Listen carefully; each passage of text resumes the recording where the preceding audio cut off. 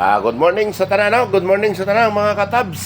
Nataron dre mga katabs sa atawang mga dapil-dapil dre sa atawang gijutihan mga katabs.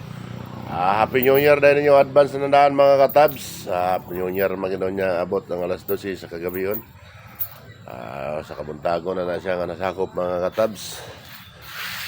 Mayo dahil pagmata ninyo, may pangayong pagpangapi ninyo diha mga katabs. Sa kabuntagon ron, pizza 31 na ganoon mga katabs.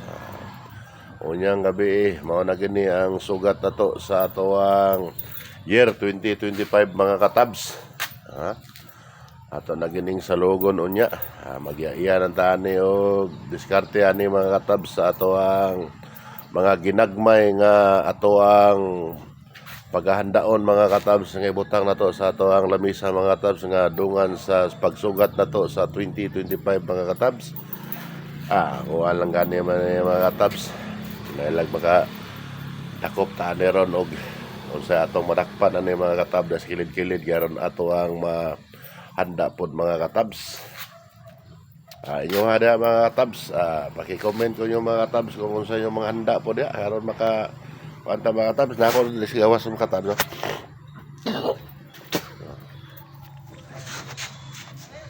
Ako rin sayo sa kabuntagon mga katabs. Muna nga ito ang salugon rin mga katabs sa ito ang New Year. Ito ang mga bad words ani mga katabs. Ito ang ating ibilin sa 2024. Ito ang mga nakuanan sa 2024 nga mga ato ang mga nakuanan pod sa ato ang mga salita o sa Tagalog pa ato ang mga nakuanan nato